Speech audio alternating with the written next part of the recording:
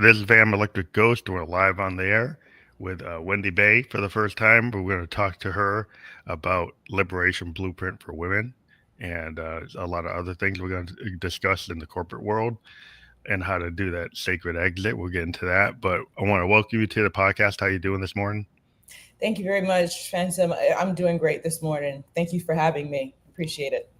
Yeah, we love to talk to people from around the world. We love the live podcast format is like kind of our jam. But we just like to have different points of view and give a safe space for people to talk and give their point of view. One of the things before we get to the heart of your story, we always ask every guest a couple questions. What motivates you, and why do you do what you do?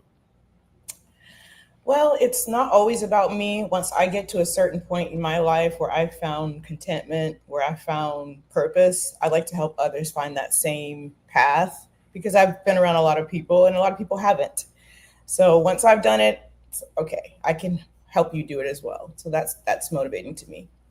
Yeah, pay it forward. Kind of like why I like being a producer, because you deal with other musicians. You're like a teacher. Like you teach people like from your experience. It's like how can you make this better, right? How can you actually have a lesson learned and then pay it forward? That's always cool. So like one of the big topic we're talking about today is like why women should stop sacrificing their souls for corporate jobs. So Yes. we can get into that, like maybe do the background story of like how did you get to this this idea of supporting this idea of like people shouldn't sacrifice their souls for corporate means. Right.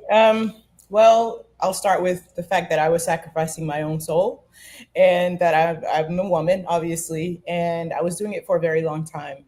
And I was in corporate for 20 years. And I'd say probably for the first 5 to 7 years, I was able to move along pretty numb, pretty easily, and not really think about things. And then at the 10-year mark, I really started thinking about what else I wanted out of life because in corporate everything is just so same. Everything is just so rinse and repeat. Day after day, year after year, decade after decade. In my case, and when I turned 40, which was a couple of years ago, I really started thinking about okay, you get to 40 and that's your over the hill point, what they say.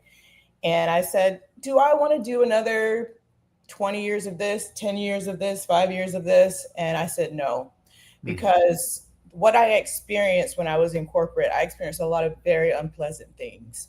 And it wasn't just one off things like, oh, I had a disagreement with a boss or, an altercation with a coworker. No, it was systemic things. It was mm, policy, it was the way that the company was run that I had an issue with. And it was over the years that things started building up. It was cumulative, I was seeing things that were happening to me, things that mm. were happening to coworkers. And I'm like, that's not right. And if this is what's happening in the company and this is the way it's supposed to be, this is systemic, and the company is saying one thing to the public, but they're doing a completely different thing in the inner workings, I said, okay, this is a problem and I don't want to be a part of this, you know? So I think that's what it was. At 40, I said, I don't want to be I don't want to be a part of something that isn't right. And I don't care about the money. I don't care because I was getting paid well, Mhm. I don't care about that. As a matter of fact, I don't think that getting paid well is an equal exchange for, stifling your Yeah, soul. yeah, So I had to start thinking, oh, okay, now how am I going to get out of this now that I know I don't want to be? And so that's where I started planning my own sacred exit. And that's before, obviously, I called it a sacred exit. But it was basically getting my mindset right and understanding why I needed to leave and why I needed to put myself first when I was putting myself last and putting the corporates, the corporations' goals and objectives first. I said, no, it's time for me to do that. And but there were other things going on in my life as well. I was married in an unfulfilling marriage. mm, I was having some issues with family and a high control religion that I was involved in at the time. Not involved in, but my family all around me were in it, and I was trying to get out. And so there were many things that were going on at that time. And the job was probably the top thing that was the issue, but I had to make a change in my life, a complete overhaul in my That's opinion. interesting. I was a sociology and political science major in college, and I always kind of Mhm, got into this idea of like the microcosm, which is like your individual life, and then the mhm. macrocosm, and how they kind of bleed into each other. And it's interesting in the corporate world because I'm in the corporate world, but I'm more in a startup, and I've been a consultant. I would like move if I didn't like it, I would just get out and go to another place. Um, but what I found is like they have this idea that everybody should be like out of the box. But at the same, so they're saying you should have out of the box thinking, but then they put you in the cubicle. So then they tell you they want people who are kind of on a, you know, if you look at the bell curve on the outer edges of the bell curve, they really want those exceptional people, but they really don't, right? Because if you try to live like as an artist, you tend to be on the outer edges, like you're neurodivergent or you're kind of quirky, like you don't fit in the box. Yep, They want to capture that. They want to have lightning in a bottle, and then they don't understand why. Like, well, if you put it in the bottle, it's not going to happen. exactly. And they want to monetize it too. Oh, well, we'll just pay you more. And it's like, that's not going to do it for me, you know? Yeah, So, yeah, exactly. That's yeah. Because I one time I was in a corporate company, and they were said that they wanted diversity, and they said they wanted people that were kind of thinking out of the outer edges. But then one time we had a meeting with the director, and he said, I think we can just have diversity of thought. We don't need diversity. Oh, so it's okay. Wait a minute. You're telling people you want diverse people, and then you're telling them, oh, we can just have so you can ask everybody from the country club if they have different points of view. Which really, what kind of different point of view are you going to have on the golf course? Really, with your frat boys, I don't think you really have a different point of view. Well, you think you do, because it's just maybe it's on the spectrum a little bit different than this guy, and that's enough of a difference for you to say it's diversity of thought. yeah. And I don't know if you heard this, just this past year, over 400,000 Black women were laid off from their corporate jobs. Yeah, And I think that that is very telling. Thankfully, I wasn't one of yeah. them because I left last year on my own. But Hmm. it's very telling that a lot of these corporations, they're run by the same kind of people, and they don't really want diversity. They want everybody Be in the box. to be in a box. And we bring a lot of different views and viewpoints and perspectives to our work, but they're not really wanted because They find it offensive. I mean, the problem is they get so lost in their paradigms. They're right. so lost in their sameness. They're It's all so about lost. profit. Yeah, Yeah. well, they're in their profit, but they actually are kind of making decisions that are not profitable, but they think they are because they'll listen to the economist that tells them what they're doing is right, and not listen to the economist that tells them what they're doing is wrong. So they get so caught up in like only getting the sources that it's like the algorithm. You only see what you like. You don't see things that you don't like. So they just reinforce themselves with okay, an economist that believes in trickle down. The And when they economist that make, yeah, yeah. So I'm then sorry. I just keep it in the box. Yeah, and when they make those mistakes, what ends up happening?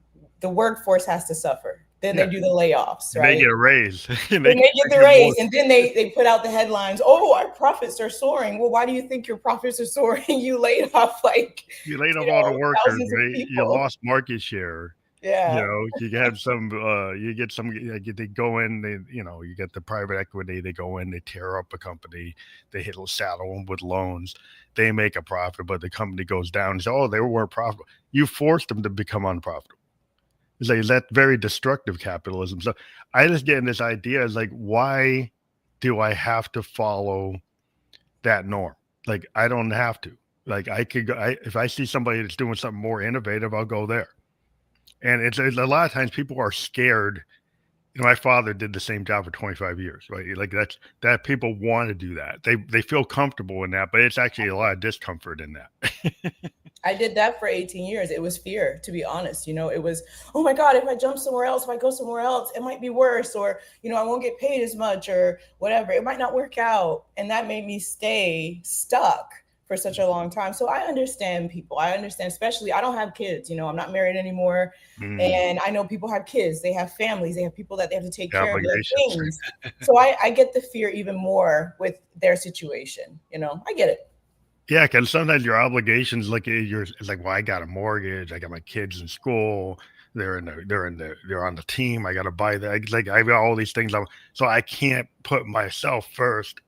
I can't just. They think it's selfish, but at the end of the day, like if you're not happy, you're not gonna be working as efficiently or as dynamically as you could. So you're not going to fully self actualize. You're not, and so then eventually, I mean, you're not really producing for yourself where you could be, and that is actually like costing you money. And if you look at these corporate people, and they make decisions, they're always good for them. So why Exactly. can't And you you're make a following decision that. that's good for you? It's like it's not good for you. Yeah, it's again, and people always justify it with, well, at least I get paid well. But you're dying inside. Admit it. You're dying inside. You're doing what you have to do to get through the day, and the paycheck is what's keeping you coming back. But if you didn't need that paycheck, you wouldn't even think twice about coming there. You know what I mean? Yeah, it's also you got to think about what do you want. If somebody says I want $1 million, or what do you want that $1 million to represent? What if you made like a quarter of that, but we're happy? What if you felt fulfilled? What if you were like making 250,000 and you were able to do what you want, right? That you actually run your own show, right? You do your own thing. Like, did you really need the million and be under stress, right? If you're so stressed out, your body's falling apart, your head's falling apart, your spirit's falling apart, but you got the $1 million. What does that matter? And they actually, the more in my experience, the more I got paid, the worse it got for me, because the more of your soul they want, the more that they pay you. It's like, well, we're paying you this much, so you should be on call Sundays and Yeah, evenings to and call you at 2 a.m. and you pick up the phone and you gotta, then you gotta fly somewhere at 6 because they exactly. told you gotta do it. Okay, well, if you want to be like that, if you think you need to do that, the question is like after the pandemic, a lot of people started realizing I don't need to be in this 2 hour traffic jam. I don't need to be stuck on the tarmac in this airplane, right? I don't gotta be stuck in this hotel Oh, and my wife's calling me and they got problems at home and I can't deal with it because I'm on the road. Like, yeah, why do I have to do that? right. Right. I found out, I mean, like I'm doing a lot of IT, it's all remote. And even after, there's certain companies that still feel like you should be in the cube. Other companies realize that if you're a remote techie like me, there's no reason to be in the cube. I It's actually just am not more good efficient. I for actually doing more work from home. I'm actually more efficient and get more done because I'm happier. health. Because I Hmm. can deal with my garden. I can go mountain biking. I can walk in the woods. I can go have a conversation with my wife and it's not on the phone. So Exactly. Yep. yeah, you don't have to do that. You can. They make you feel like you have to. Like you had these Because it's companies. about control. They want to be able to. It's not just about them wanting you to do the job. They want you to be in fear of losing your job, Yeah, and they hold those things of, well, if you don't, fulfill this part of the job, then we might. It's all about fear, Phantom, and that at least that was my experience, and the people around me. They just want to know what you're doing, and they want to make sure that every single little minute is dedicated to them. yeah. It's like micromanagement to the nth degree. Like, why do you Exactly. need to do that? Like, if you trust your people, if you got a good team, and you know that your people do it. I've been in a startup where the whole thing's remote. They don't even have a building, right? And and the whole idea has been is like everybody's just like they're wearing hats. Like one day I'm an architect, next day I'm a QA, next day I'm BSA or whatever. Hmm. I do whatever is needed. And if people step up and they volunteer, they don't have to be told what to do. Say if Right. you understand, if you got people in a team that really are clicking like a band, like you get a band that clicks, everybody just contributes because they know they want to make it. Like the Beatles, like when they were Right. at their prime, Love the everybody's contributing. yeah, Ringo, Harrison, yeah. McCartney, Party, Lennon, Lennon, they're all contributing. They're all writing the song. It's not like even though Lennon and McCartney were kind of tagged, you know, Ringo was contributing to the beat, and and Harrison was doing stuff that wasn't that was his own thing. It was like his contribution. People have to respect that. If you do too much top down, people don't get numb. It's like working on the assembly line. Ford. Everybody talk about the Industrial Revolution and how it's so great. The original Ford plants had super high turnover for those people on the assembly lines. They were not yes. satisfied with that work. they were getting rolled in and rolled out at a high rate. Well, to this day, this, the 8-hour workday, 5 days a week, that's still from the Industrial Revolution. We haven't even, reformed our work schedule. And it's like, why? I mean, we know why, Yeah, but it's things like that that are, keeping us back, all of us back from reaching our potential as people, as individuals. That's what the corporation does, and they know it. And again, well, we're paying you, so that's supposed to be a justification as to yeah. why it's But okay. well, the thing is, if you the companies are starting to realize that customization and individualization, right? So if you have the modern assembly lines don't just do one product. They've Hmm. got complicated workflows where they can do multiple products and they can do customization, and that's where they have to bring the people in.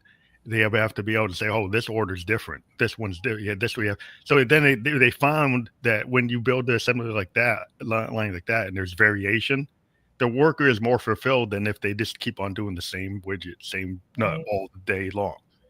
So it shows people don't want to be just a machine. Right.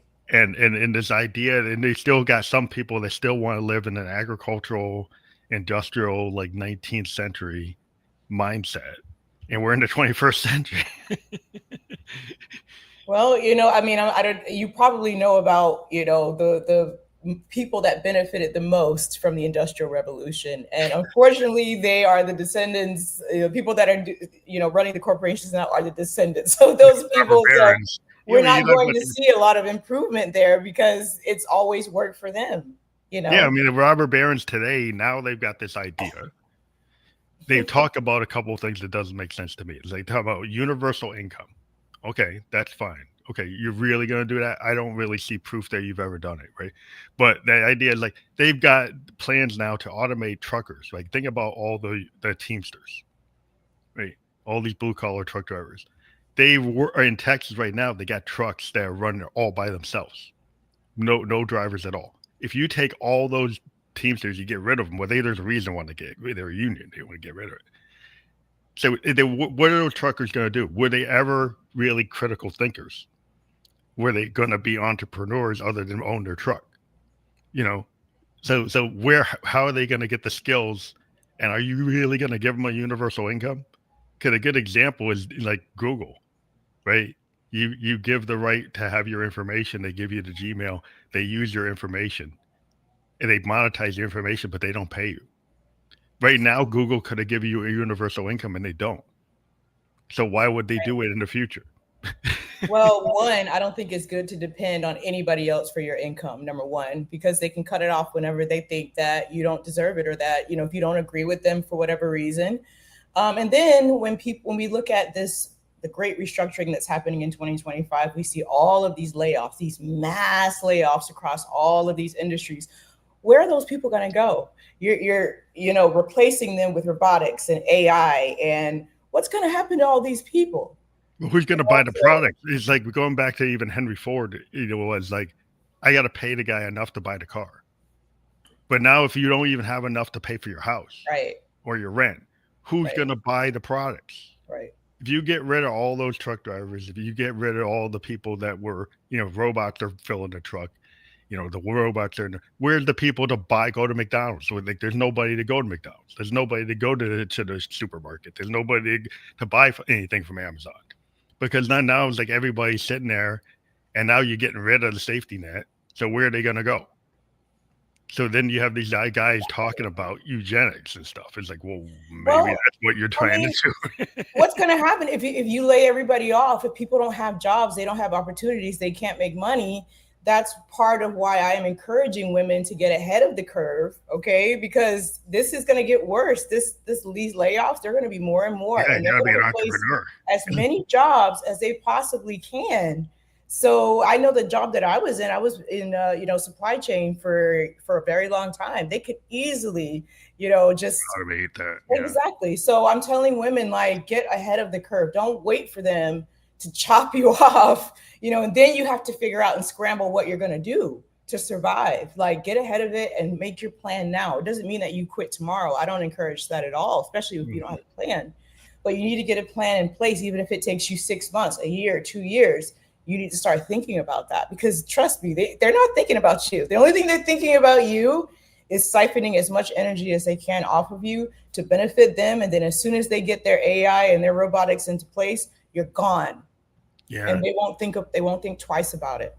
Well, it seems like they're this is one of the problems with the like kind of top down, billionaire heavy kind of economy. What Mhm. happens is the amount of people buying things is really becoming lower, and they're buying in mass. Like so then if the economy still works, like if the stock market still shows good numbers, even though you have all these like people not working, because this upper class is buying all the Yeah, stuff, right? yeah, They're buying everything, right? And you're really not buying anything.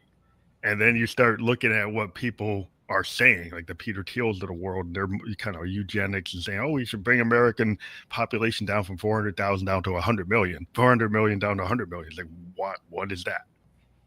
What is that?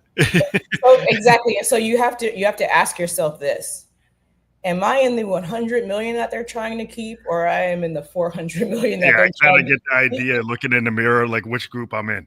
Which group am I in? And the majority of us are in the majority of that number. Yeah. So you have to, and the thing is, I was telling some women, well, I talked to my boss and he said that my boss is safe. Da, da, da. I'm like, Oh, he's really? not supposed to tell you what's They actually going really on. tell you. They tell you like in the day, and you get like a 1 week notice, or you get no notice nowadays because Exactly. they have to tell you. On my Yeah. LinkedIn, I share, I get Google alerts about all of the layoffs that are happening, the headlines, and I just share them on my LinkedIn. And I'm like, here you go, here's more, and every couple of days, there's, It's across 500, the board. I mean, they're 1,000. techies. I mean, they're programmers. Programming can be replaced by AI very easily. Mm-hmm. I dabbled in it. I got certification because I got to stay ahead of the curve. So the thing about IT is you have to reinvent yourself all the time. I started with like mainframe. Now I'm in the blockchain AI. I have multiple like places. Like you can't just stay in one discipline. No. So the way to stay ahead is you learn the tech, and you have to kind of go to school all the time. The problem is a lot of Americans, because of our educational system, they really don't like going to school all the time, right? So they think they're done. They get their high school diploma, they get their BA, and then they're done, right? And then they think that's going to work for 30 years, and it doesn't. It's like you have to reinvent yourself. You have to push yourself. You have to, as an artist, we push ourselves to do Right. something that's uncomfortable. Because the only Right. way I'm going to get to the next song is if I push, or I'm going to keep on writing the same song. Right. That's how it's going to be in this world. We're going to have to keep coming up with ways, and like you said, learning and getting the education that we need, because things are rapidly changing. And if you stay in a corporate setting, you're under the false belief that, okay, I just need to stay here and my job will be secure, and I don't need to, like you said, I don't need to, look into this new software or this new, trade or whatever. I don't need to do that because I'm being taken care of. That's how I thought for a while. Mhm. So again, get ahead of the curve, get ahead of it. Because a lot of times people had like I run into it in my industry a lot. You get these actuaries who've been doing it for 20 years. You get like engineers that were doing it for 20 years, and they're very disciplined and they're very segmented and super specialized. Problem is, to up to a point, that was a protection because you were like what do you call it? Critical path. You were like a key person dependency, Hmm. and you kind of use that to kind of save yourself. But the problem with AI is AI can learn that what you do. Very And easily. once it learns that pattern, once it learns that workflow, then they don't need you anymore. So the thing you thought kept you safe doesn't keep you safe in this age. Right. So you have to go and suddenly, like the guy who just knew that one little thing, and he's the only guy that knew it. He made sure he was the only one. The corporation never liked that, and they've been trying to eat at that forever. and and now they got the tool to actually take that away from you. Right. And it's yeah, exactly. I couldn't have said it better myself. So, I Hmm. mean, I think people need to also think about the pillars. Like you talk about like your creativity, your spirituality, your Yeah. emotional well-being. I think a lot of times people just they're stuck on one thing. They're like, I'll go to the gym and I'll get a six pack and I'll be like. But then if they don't take care of the spirituality and their soul and their heart, You look in the mirror, you look great, but you don't feel good. Right. So it's like you still got to think about like all the pillars that makes a human a human. It's just an outer shell, and so that is part of my sacred exit, plan. I call it my SPS framework, which is spiritual, practical, and strategic. You need all three of those in order to build a responsible and a realistic plan out of your corporate job and into soul aligned work. And it starts with the spiritual, because you need to understand why you can't keep giving your energy to these corporations and how it's actually working against you. And so once women understand that, and by the way, this is not for every woman. It is Hmm. not, because I've had women come to me and they say, "Oh, I hate my job and I hate working and all this stuff, but I can't do what you did." Hmm. And it's like, okay, well, listen, I'm not here to convince you what you can and can't do. All right. And I always like to say, if you believe you can or you cannot, you're absolutely right. So if you have the mindset that I can't do it, Yeah, you're then gonna there's start. nothing that I can do for you. I'm looking for those women that are saying, I want that and I can do it, but I just need somebody to show me the way. Those Yeah, are the women that I'm looking for. I'm not looking for the naysayers. I'm not looking for the head shakers. I'm looking for the ones that actually want that for themselves and are ready to do the work, because it's a lot of work and it starts up here. It starts in your soul, and you have to be willing to do that. yeah. I think some people they hit the wall, and it's like they hit the glass ceiling and they created it themselves, and they could just like blast through it, but they just don't think they can. Right. And it's really like a crucible moment suddenly hits, and like suddenly all the BS is built up metered. It's like you got the critical mass, and then suddenly it's like, well, I can't do that anymore. Right. Right. And Right. people will probably come to you when they got to that critical mass and they realize I can't be stuck in this bad loop. I gotta Right. get.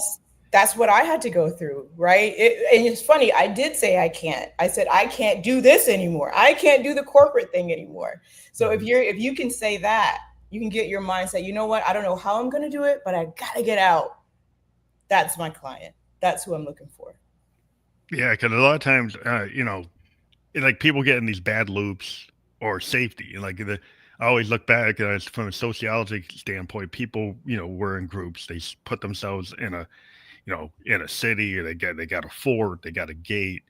And if you went outside the gate, then there's a wolf at the door. So Yeah. people would stay, maybe under tyranny, maybe under a king, maybe under a feudal system, bunch of oligarchs, and it's like, but it's safer to be here, to be out in the woods than the wolf chasing me down or the barbarians chasing me down or something Yeah. chasing me down. So then they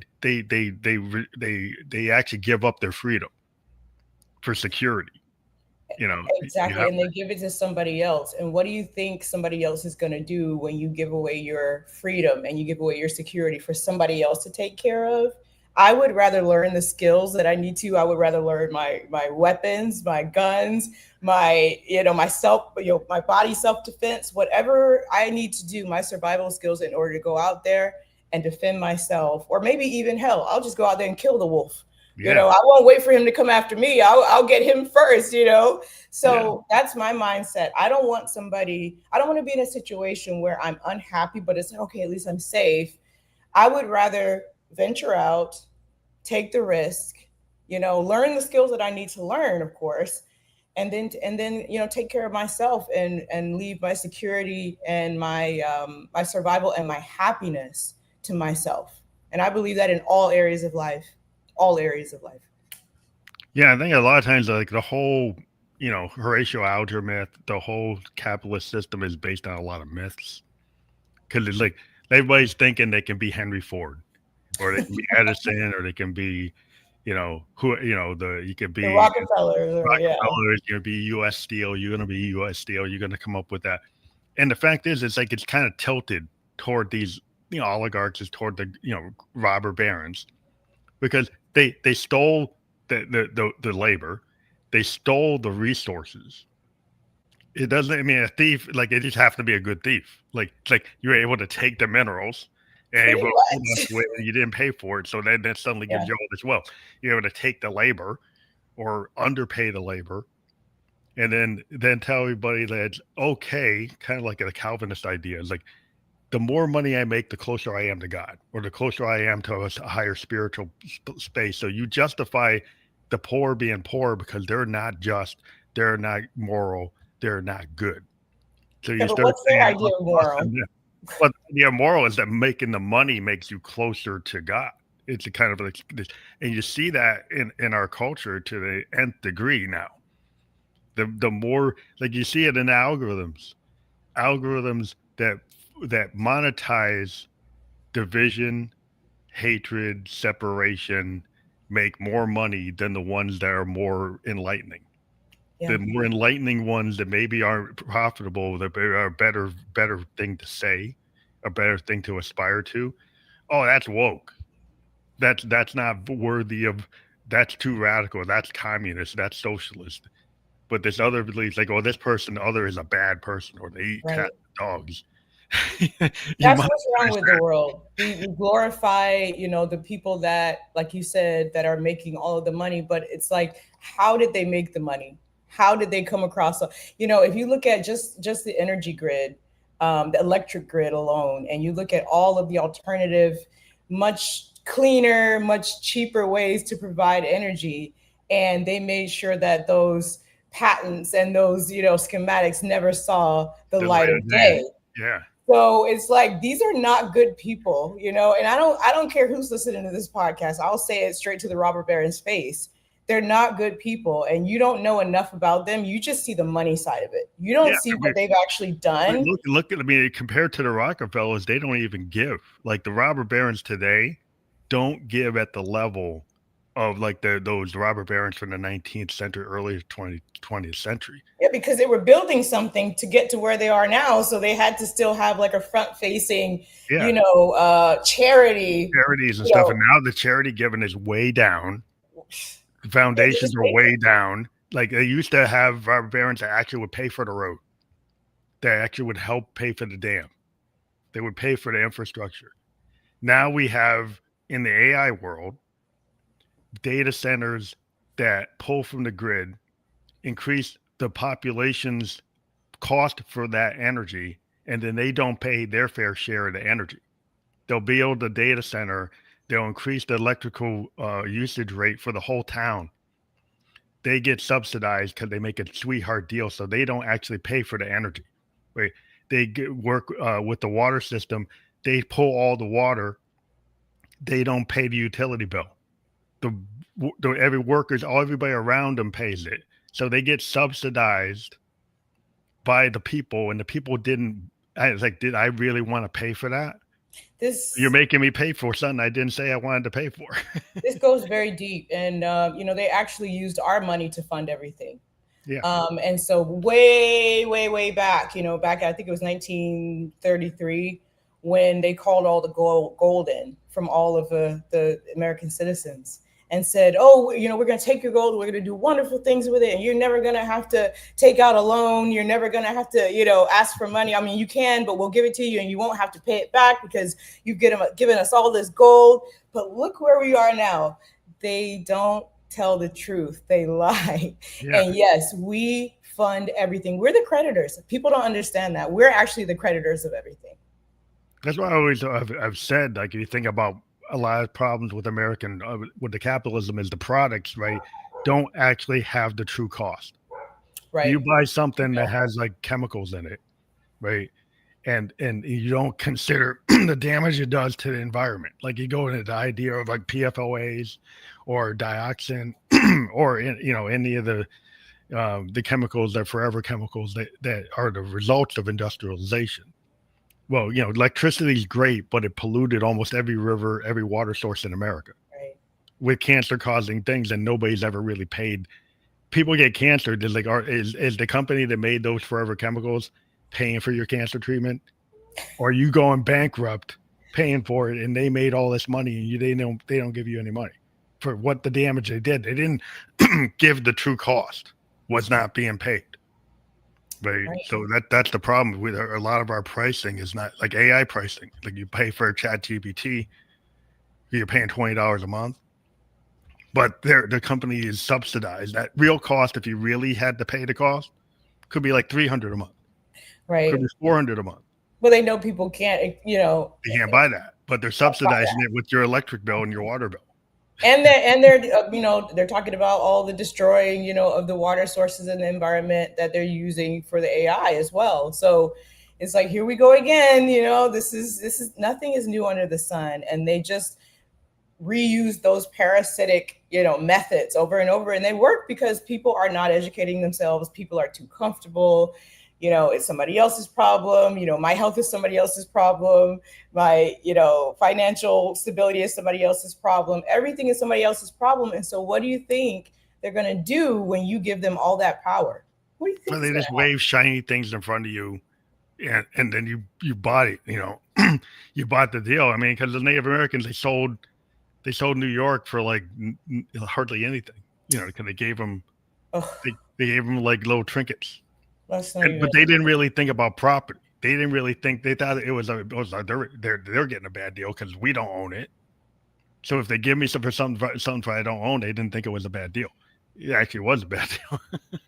Yeah, that right there, that's a whole other, the Native Americans of this country, and Yeah, we because I'm part Blackfoot Cherokee, but the whole idea is like this. so am I. But it's like just the colonialization, the colonial mindset is still present. The robber baron mindset Yeah. is still present, but people think of it as, oh, these are superstars. These are people that I should aspire to be, that tech bro. But that tech bro is creating systems that perpetuate sexism, racism, xenophobia, homophobia. And then, like, the thing is, we were kind of told, well, tech is beyond that. But then we see it's not beyond that.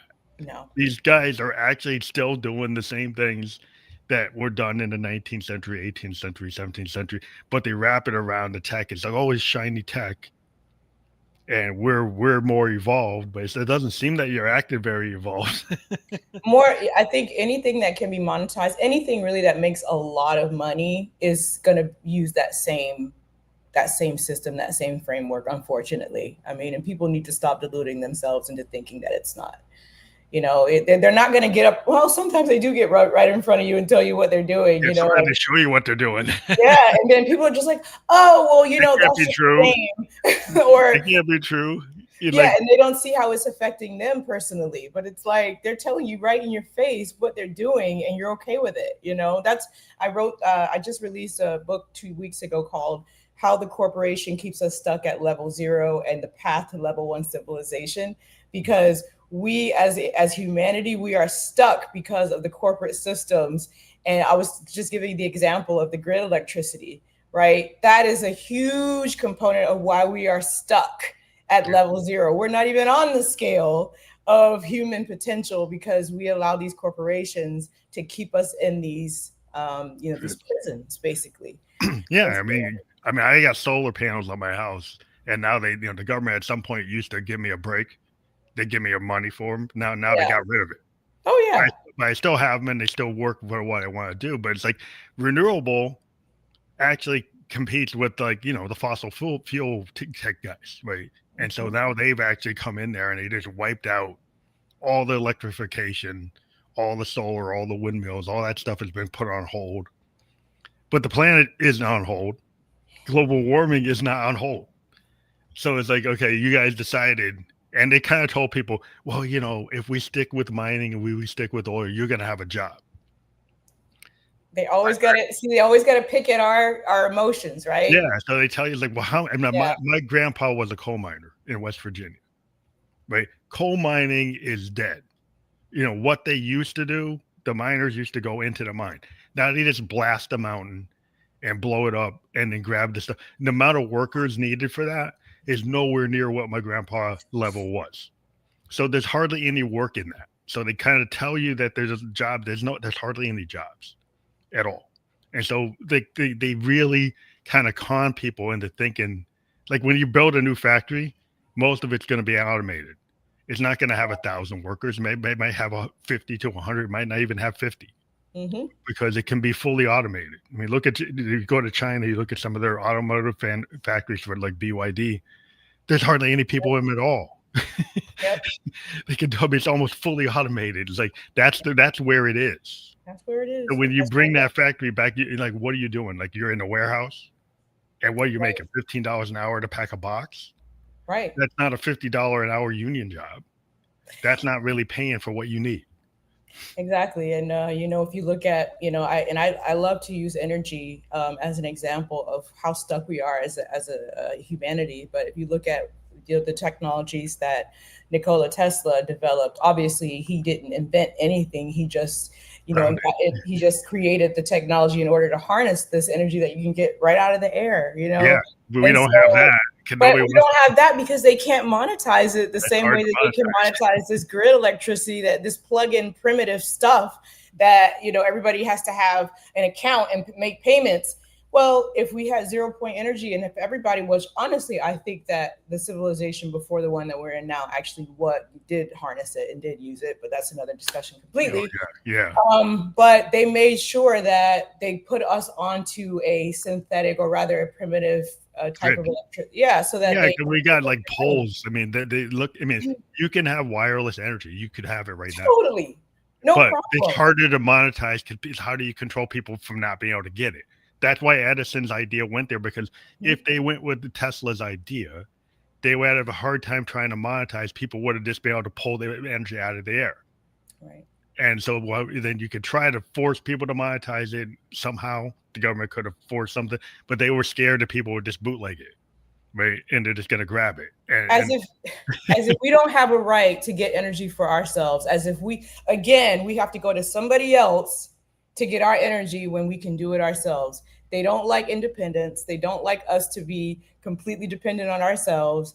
And this is the basis. And just think about it, Phantom. Think about if we had zero point energy available to all of us without having to pay for it. Do you know that would solve probably at least 50 to 60% of the world's problems? Oh yeah, because if At you don't least. have to pay the energy cost, you have more cost to handle your daily like life expense, and then productivity. Like if you're not spending all your money on energy and you're not spending it on utilities, like if you had geothermal, like a residential windmill, and really advanced solar, like the solar that's on a satellite that pulls all the bands, not just the visible bands, but it pulls all the bands. Mhm. Those type of panels work even when it's cloudy because they're pulling all the bands. But Mhm. so then you actually are independent of the grid, which means that suddenly you have income that maybe you can go get an education, you could go get your master's degree, get your bachelor's, get whatever. You have that Okay. money to go do the things to self improve yourself. Yeah, but I would go so far as to say the price of food would, I mean, it would, Yeah, if you because don't they have any wouldn't be diesel, using, right, yeah, they wouldn't be using grid electricity to make to manufacture food and to all these different things, or maybe even healthcare. Think about that, all these big clunky machines that use all this electricity. There were so many things like in our life, across the board in our life, that the cost of it would just, I mean, it would plummet. yeah. If you And go to if you had fuel cell, things working off of hydrogen, or you have fusion reactions that are continual, and so if you get the combination of fuel cells, advanced solar, advanced geothermal, plus the wireless energy, the whole world would change. Like the dynamic in terms of like it would be a new prosperity. It's not new prosperity from bringing back factories.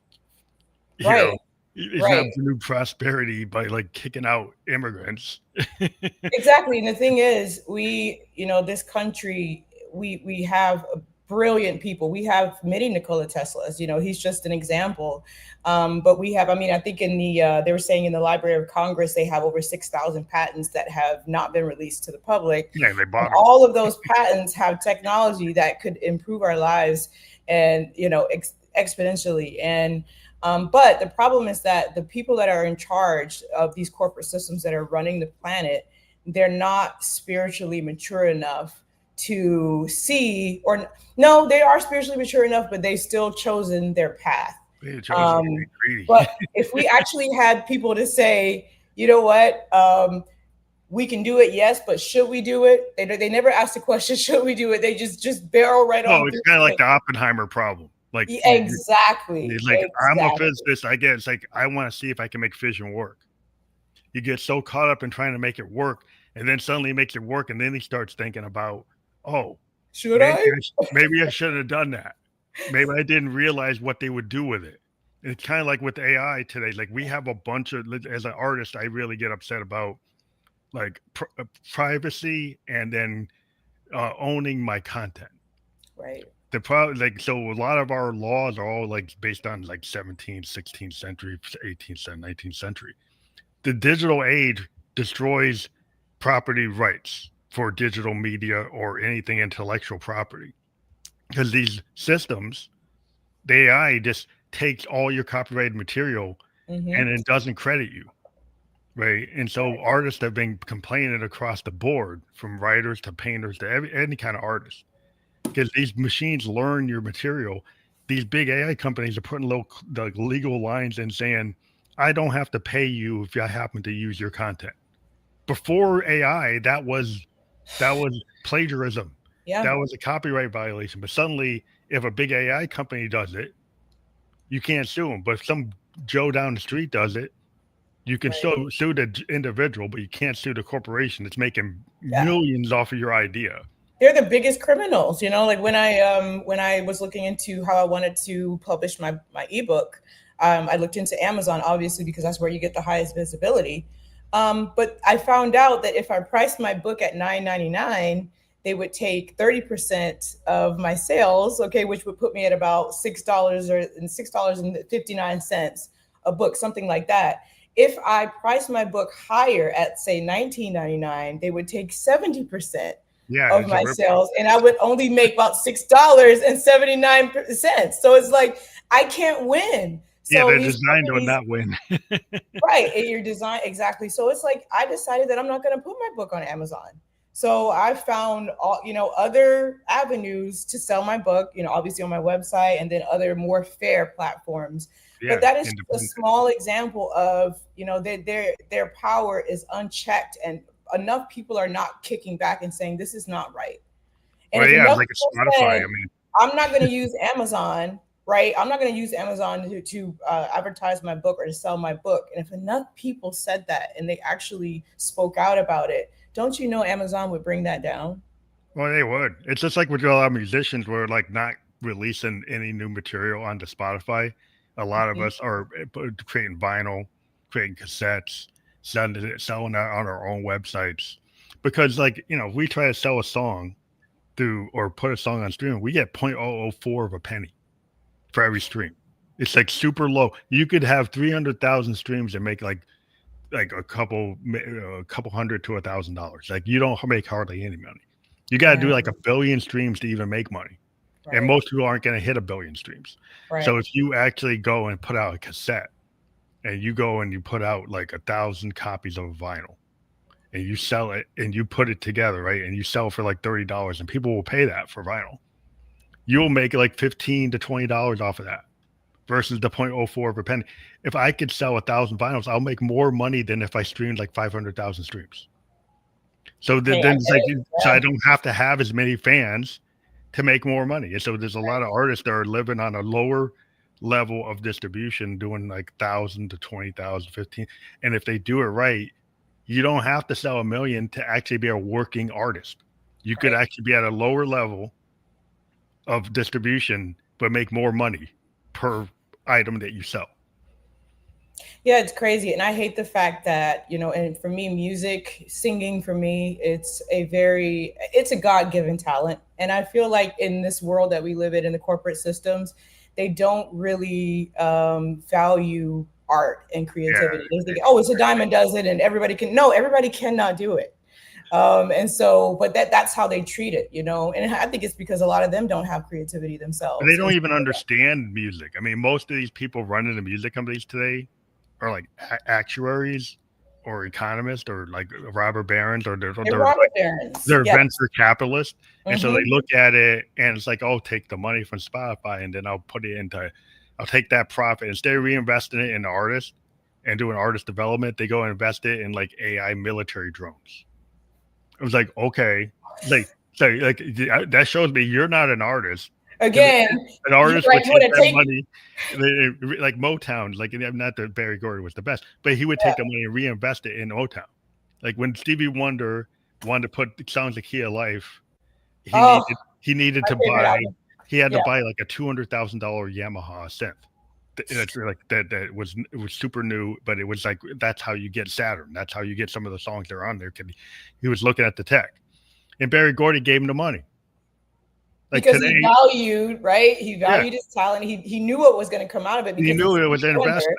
But Yeah, today, like what record company's going to do that today? Would give a guy the money to buy like a $200,000 synth? They would just buy it yourself. nope, That's the mindset. So they don't really support artists. no. Because they, like you said, they don't have it, and they would rather reinvest it into killing people or something, No, and put it's it into like, drones or put it into blockchain. It's like yeah, it's very, what it is, Phantom. It's very, it's also very robotic. It's also it's very, indicative of what they're trying to turn the world into. They want to take the soul out of everything and replace it with automation. yeah. I was talking to a tech bro. It told me AI will replace like painters, musicians, and actors. And I said, I understand why you're saying that because you want to monetize with the tokens art. You think that art should be you should get all the money from art, and you don't really understand the artistic process. Like artistic process requires pain, emotion, suffering, lived experience in the moment. It's you can capture something that you in the moment an artist does. It's never going to be the same moment again. Right. That's the moment they created that painting, created that film, created that piece of music, created that book. You think you can create an algorithm and bottle lightning, Right. but what you create to me is fast food, junk food art. And it might look like it's okay, and it might be satisfying if you want that junk food for that minute, but it's not going to be as satisfying as watching like a Spike Lee movie or Orson Welles or seeing Meryl Mhm. Streep or seeing Oprah Winfrey in The Color Purple. Like that's real art when Yeah. you see somebody that's actually showing their heart and their emotion.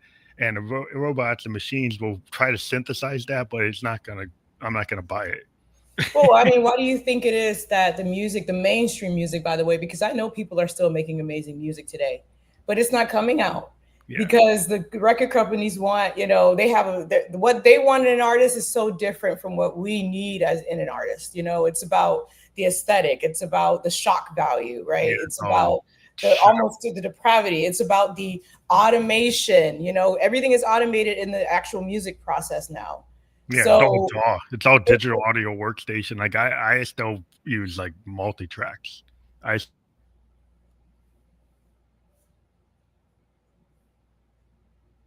hello? Uh-oh.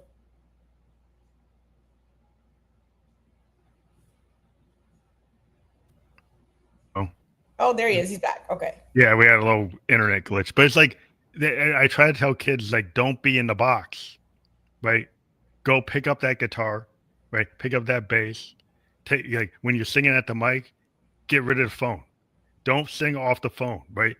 Like even if you don't get the lyrics right, because a lot of times the music is like if when you're singing at the mic, you should know your song, but in the moment you might change it. Bob Dylan was famous Yep. for in recording. I talked to an engineer I had on my podcast.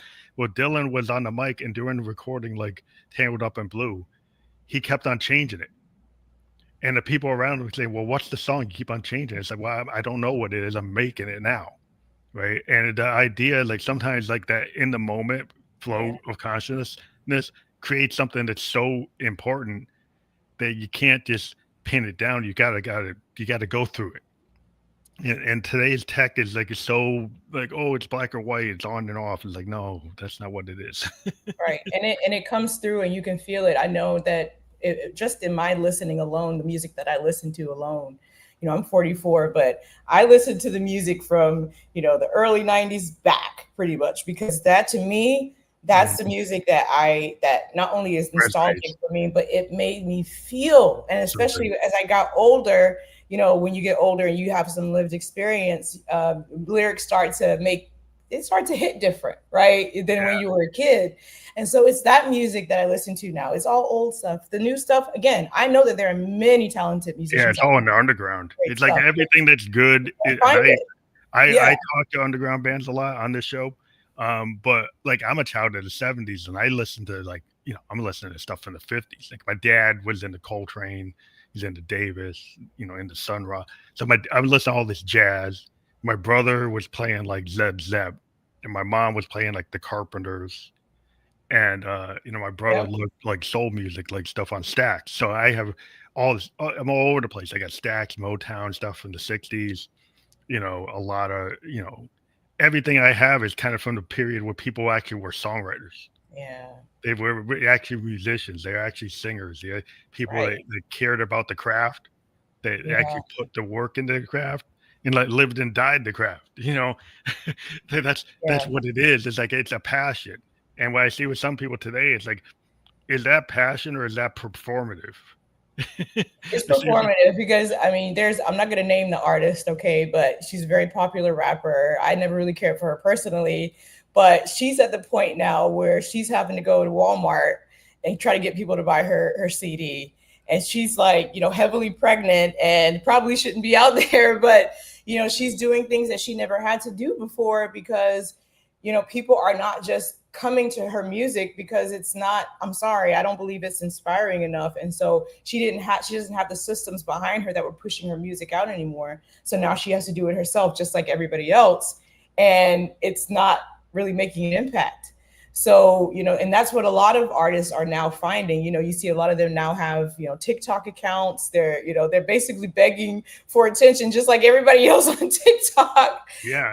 And that's because Everybody's the music that they put out was not really inspiring. It's just that they got that, they had the training wheels, they got the push, they got um, the prop up, from the Yeah, you don't company get that the they were Marvin working with. Gayes, you don't get the Hendrixes, you No. don't get the Stevie Wonders today, except in the underground. Like I'll Hmm. let's say if I go to like New Orleans and go into a jazz club, you see guys that really know what they're doing, right? They're pure musicians. They're doing it because they love it. You go to certain places in the world, you find these like in the undergrounds of those environments. You go to Detroit, you could go to LA, you can go to Tennessee, you can go to different places. You can find these pockets of like fans are just doing it, artists are doing it because they love it, right? And they don't care about being big. They're kind of in a market. They're the kind of stuff that people A&R guys used to find, Right. radio DJs used to push.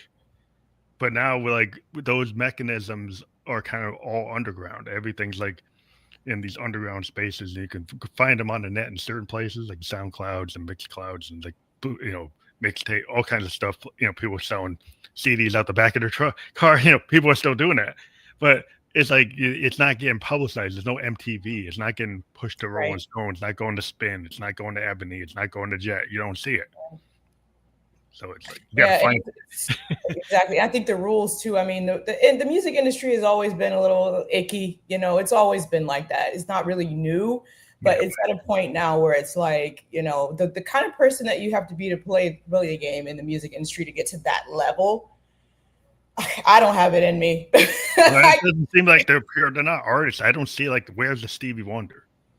You know, like you get like it's me. It was like Maxwell is the guy that was like I want to see more people like that. I say he was kind of going in that tradition, but how many new Maxwells are there? Like he was like this big, the kind of light. He had Sade. Yeah, It's like, but like they're still there. But where are the people that were coming up? That there are people who were inspired by Sade and Maxwell, and right, they were inspired by Stevie and right. everybody else. But it's like people are pushing all of this kind of junk food stuff. And I'm like, what's that? I just can't get Exactly.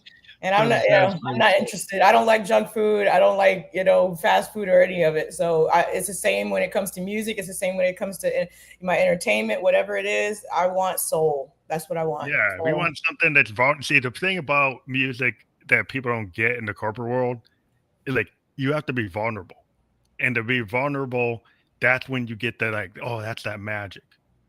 Right. Marvin Gaye, he called to that vulnerability. Karen Carpenter, her voice is like all about vulnerability. Oh my God. And so, Yes. like, when you see people who are the greatest, like people that you could sense that emotion.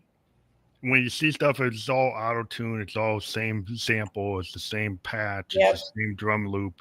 It's like you just keep on grabbing, repeating, rinse and repeat the same thing over and over, and you kind of overdo it and you burn it out. I think a lot of young people I've heard are going back to the 60s and the 70s and the 80s and the 90s, and they see that the listening is going backwards because they're not finding substance. And Yeah. that's Can you really, blame them? yeah, Yeah. why wouldn't you want to be today? There was a certain point that I got probably in the early 2000s where, when I was growing up as a kid, I was hearing my parents' music, that they were the same type of stuff that you were naming. And it was like, oh, I don't want to listen to that. I want to listen to what's on the radio.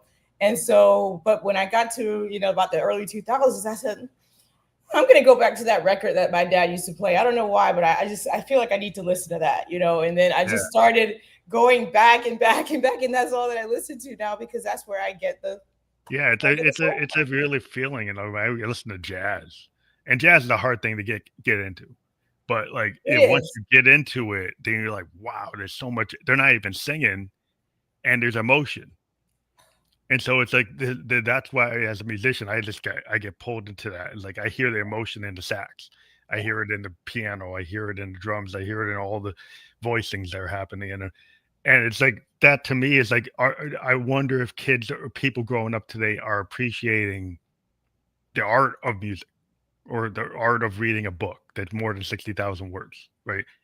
Are they so into the TikTok that they don't know how to appreciate pure art?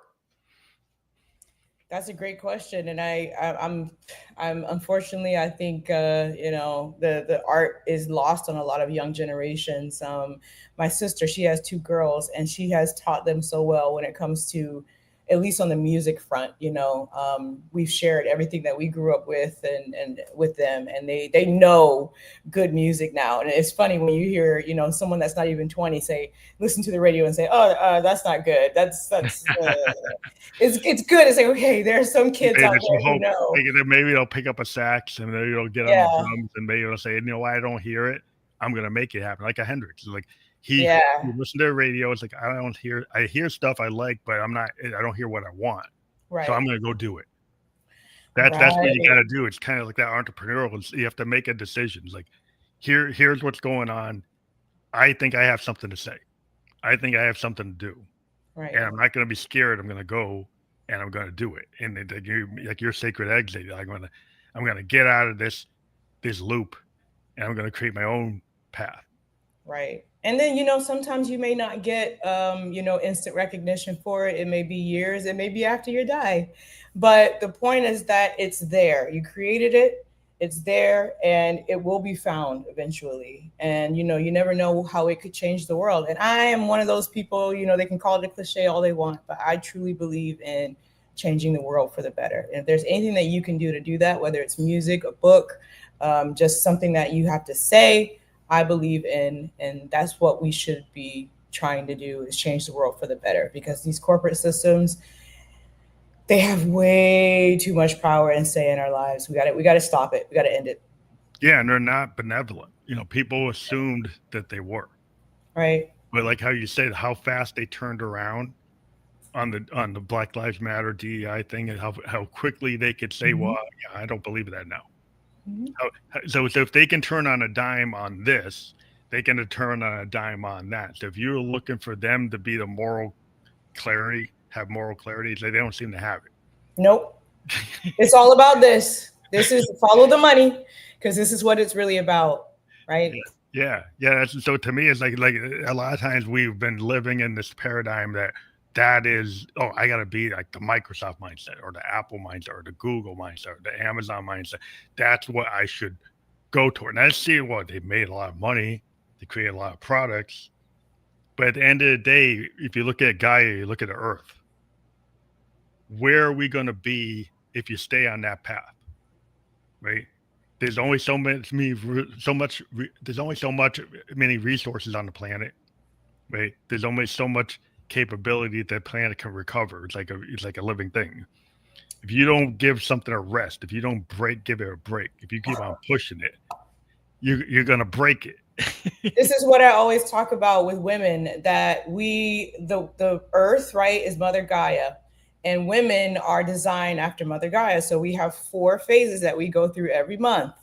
And so when you're in corporate, you don't honor those phases because you're doing the same thing day in and day out.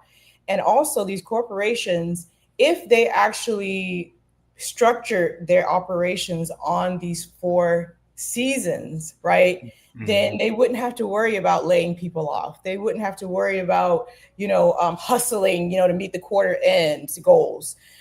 They would be resting when they need to, and then they would be gearing up when they need to, and then they would be, there is a particular season, that ovulation summer phase, for hustling and for getting things done and for moving. And then, if you honored those cycles of Mother Gaia, everybody would benefit. Yeah, But they don't want that. They want to be the people at the top, obviously, want to be the only ones that benefit. And that's why the corporate job and the corporation system does not work for our souls. Men too. Men too. It doesn't work for you guys either, because it no, burns you out. It keeps you from your families. You have to toe the line. You can't say what you feel, what you think. So it doesn't work for men either. But obviously, I'm focused on women. yeah. But if we actually honored Mother Gaia, like you said, not destroying our planet, then it would be so much better, Phantom. You wouldn't So have to go to Mars because you could stay here. exactly. I mean, why go to Mars? We have so many problems here that we need to fix. You can stay here. It's like, well, guys can go to Mars if you want to, and you can listen. You can stay there. And by the way, they have locals there that aren't going to be very friendly to you. So No, you gotta, the local bacteria and virus might have something to say to yeah. you. But I want to thank you for being on the show. We ran over a little bit. I just wanted to let people know we have this new thing we're doing where we have a QR code, and that QR code has your liberation blueprint, the same link that we have for your website. That's on the QR code. So if you can scan that with your phone, you can go right to that without having to wait for the URL link, which will be available on the platforms we've been on. We've been live on LinkedIn, YouTube, and Kick. We will be on all the major podcast platforms by the end of the day tomorrow. And I Awesome. want to thank you for being on the show. I want to thank you for having me, Phantom. And I just wanted to make one last comment. I did release an ebook a couple of weeks ago. It's called How the Corporations Keep Us Stuck at Level 0 and the Path to Level 1 Civilization. It's all tied in with corporate. And so I'm putting the link in the chat, and you can either go to my website, www.wendybay.com, and there's a link to the ebook as well. So I'm going to actually send you a copy, Phantom. Oh, great. Yeah. I'm going to put that up real quick because I think you just gave it to me. So I'm going to throw that up there. There it is. That's the other book, right? That's the book that I released a couple of weeks ago, and I'm going to send you a copy free. Oh, great. So, Thank you. Yeah, I'd love to get your feedback if you ever get around to reading it. Oh, yeah. I like to check things out that people give me. So thank you. All right. I want to thank you again for being on the show, and have a great day. And as an author, we do have people come back on the show, people who are creatives, if they have new stuff. So in the future, when you have a new book release or new programs or anything you're doing, give us a ring through our connection there, and we'll schedule another podcast. But thank you. Okay. Sounds great. Okay. Bye-bye. Bye.